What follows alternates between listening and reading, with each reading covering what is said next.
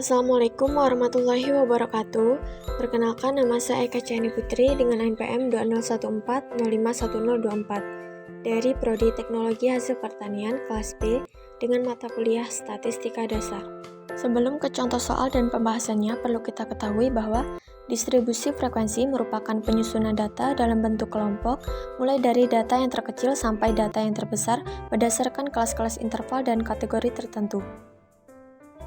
Adapun tujuannya yaitu untuk menyederhanakan penyajian data sehingga menjadi lebih mudah untuk dibaca dan dipahami sebagai bahan informasi. Beberapa bagian yang harus diperhatikan dalam distribusi frekuensi antara lain 1. Kelas interval atau jumlah kelas interval, yang kedua batas kelas, yang ketiga rentang data, yang keempat panjang interval kelas atau panjang kelas, dan yang terakhir frekuensi kelas. Berikut contoh soal dan pembahasannya. Baik, untuk soal nomor 1, kita disuruh untuk menentukan jangkauan antar kuartil atau hamparan dari data di sini.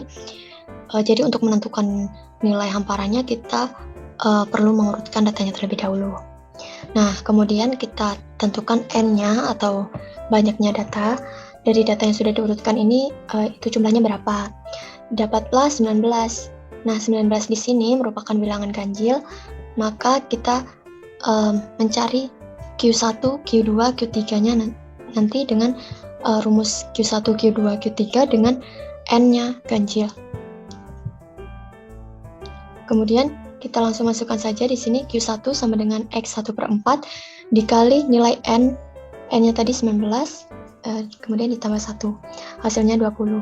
Kemudian 20 di sini kita kalikan 1/4, didapatlah 20/4. Q1 sama dengan X5. X5 di sini merupakan data kelima dari sini, yaitu Q1. Jadi data kelima di sini yaitu 1, 2, 3, 4, 5. Nah, di sini Q1-nya.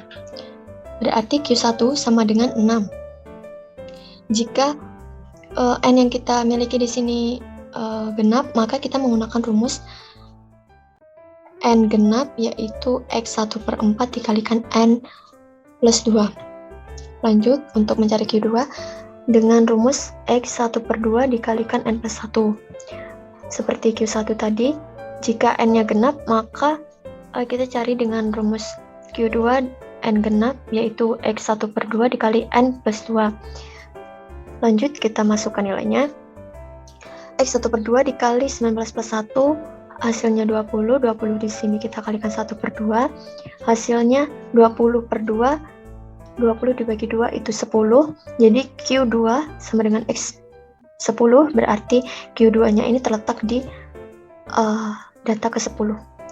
Jadi di sini ini tadi data kelima 6, 7, 8, 9, 10. Jadi Q2-nya adalah 7.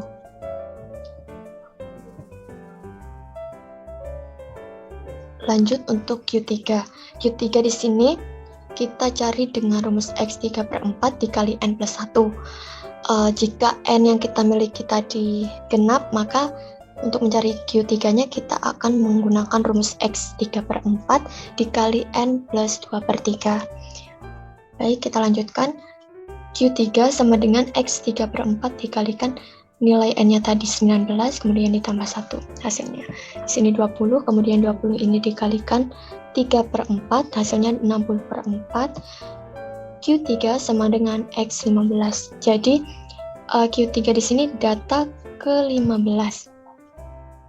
Ini tadi Q2, data ke-15. Jadi 10, 11, 12, 13, 14, 15. Ini merupakan Q3. Jadi Q3-nya adalah 8. Kemudian kita langsung masukkan saja ke rumus jangkauan antar kuartil, atau kita notasikan dengan H.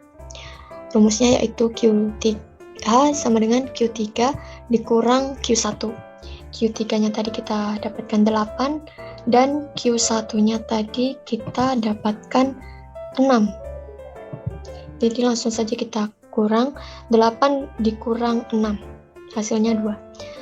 Dapatlah nilai jangkauan antar kuartil atau hamparannya dari data di atas adalah 2. Lanjut ke soal nomor 2. tentukan simpangan kuartil dari data berikut ini. Sama seperti nomor 1 tadi, kita tentukan dulu N atau banyaknya data. Di sini banyaknya data itu ada 7, berarti ganjil, maka kita menggunakan rumus Q1, Q2, Q3-nya juga ganjil. Untuk mencari Q1-nya sama seperti nomor 1, tadi X1/4 dikalikan N plus 1. Dapatlah data 2 atau X2. Di sini data keduanya itu 3. Jadi Q1-nya adalah 3. Kemudian Q2-nya itu rumusnya X1/2 dikalikan N plus 1.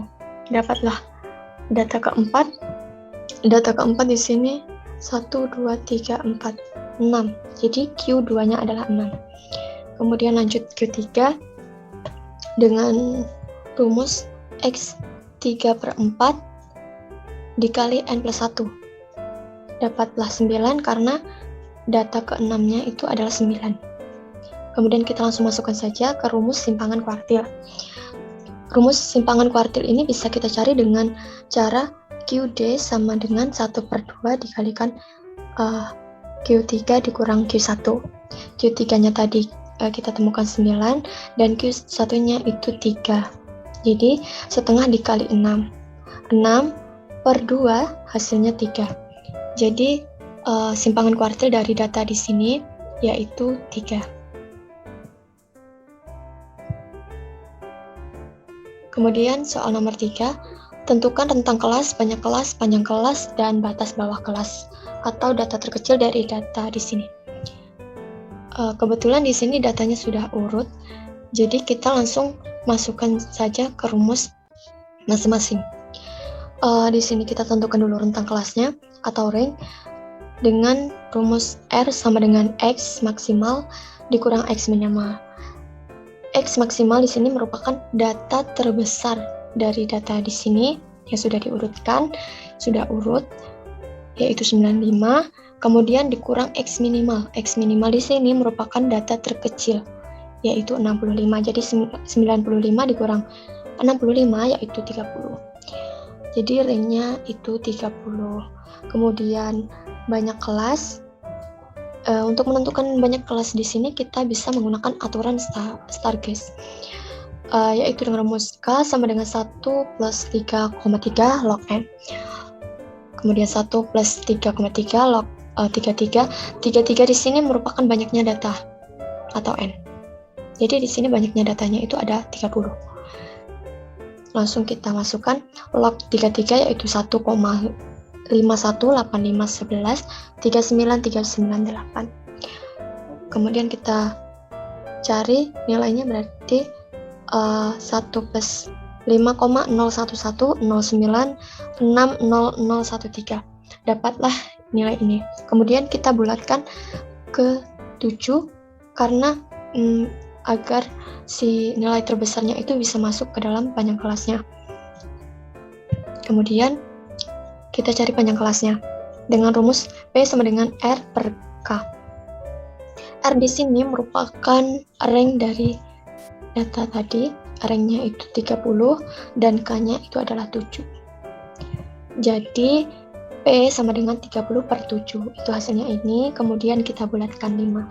Sama alasannya karena agar nilai terbesarnya itu bisa masuk ke dalam panjang kelasnya tadi.